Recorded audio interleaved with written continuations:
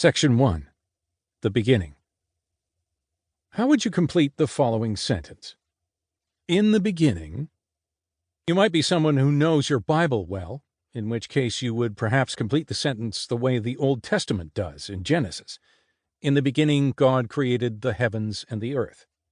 Or maybe you thought of the New Testament wording from the start of John's Gospel, in the beginning was the Word. Full marks. But you might take a more philosophical approach. In the beginning there was nothing, you could reply. You would also score highly. God made all things out of nothing, Hebrews chapter 11, verse 3. So considered from this angle, this answer is also right. Or maybe you are more theological in your thinking, and let's be honest, just a little abstract. In the beginning, God. That's your answer, just God, period, full stop. Your science teacher might not score this an A+, but your religious studies or philosophy teacher might award the top grade. Right again. But seeing as this is a book about sex, let us suggest another way to complete the sentence. In the beginning, God thought of sex. We doubt you'd ever complete the sentence this way. Indeed, you might think that such a sentence is bordering on blasphemy, or at the very least, it's pushing the boundaries a little. But that kind of response reveals precisely the problem that many Christians have about sex. Married believers know sex is enjoyable, fun, intimate, delightful, but they can't quite bring themselves to include it in a list of holy disciplines. Couples should pray, and read their Bibles, and belong to a church, and be hospitable, and be godly, and all of these in increasing measure, or at least with increasing delight and skill. And to this list, we want to add delight in one another and in the sexual union that God has gifted you. It's why we've written this book. For in the beginning, God thought of sex. It began so well.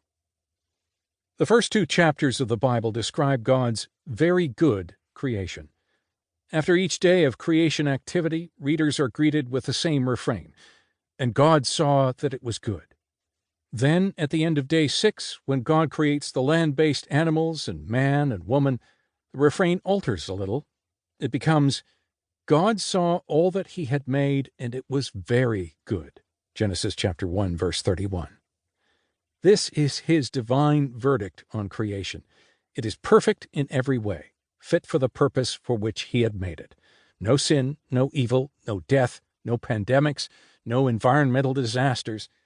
And this perfection was in the bedroom, too. No selfish motives, no pain, no frustration, no rape, no sexual assault. Just perfect. The pinnacle of this perfection was the creation of man and woman themselves. We should not separate them out from the rest of creation entirely. They form, together with the entire world, part of God's universal creating prowess.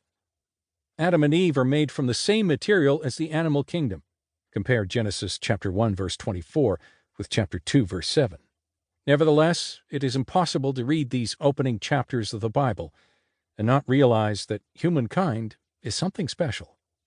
Only humankind is made in God's image. Genesis chapter 1, verse 27.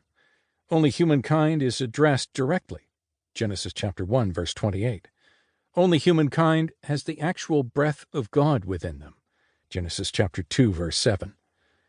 And this specialness is exemplified in the role that God gives to his first people. It is summarized in verse 28 of the first chapter.